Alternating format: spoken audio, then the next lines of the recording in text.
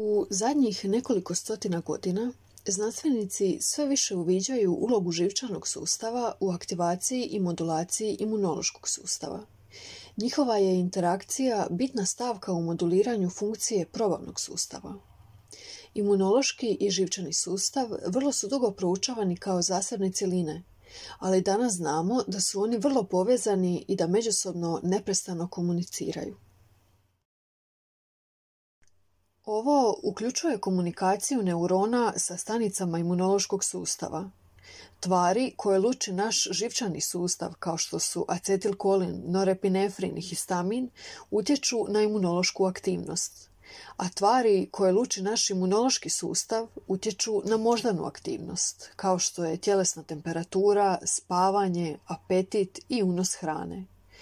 Razne molekule koje su sastavni dio imunološkog sustava utječu na razvoj neuronskih veza, a one su pak temelj komunikacije u živčanom sustavu. Neke od sličnosti između imunološkog i živčanog sustava su mogućnost primanja različitih signala iz tijela, a isto tako i slanja signala, te mogućnost pamćenja. Probavni imunološki sustav i živčani sustav imaju sposobnost brzog odgovora na promjene u crijevnom okolišu.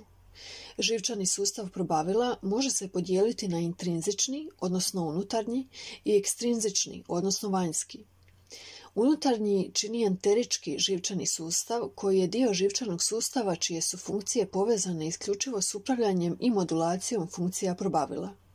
Vanjski živčani sustav čine osjetilni neuroni i neuroni autonomnog živčanog sustava, koji su sastavni dijelovi živčanog sustava našeg organizma, a čije ogranke i učinke možemo vidjeti i u svim drugim dijelovima tijela. I unutarnji i vanjski živčani sustav probavila komuniciraju međusobno, ali i s imunološkim sustavom. Rezultat je takve komunikacije utjecaj na propusnost epitela, funkciju glatkih mišića, kroničnost upale te aktivaciju ili inhibiciju određenih stanica. U narednih nekoliko primjera objasnit ćemo neke od načina kako živčani i imunološki sustav komuniciraju međusobno i utječu na naš probavni sustav. Makrofagi su stanice imunološkog sustava.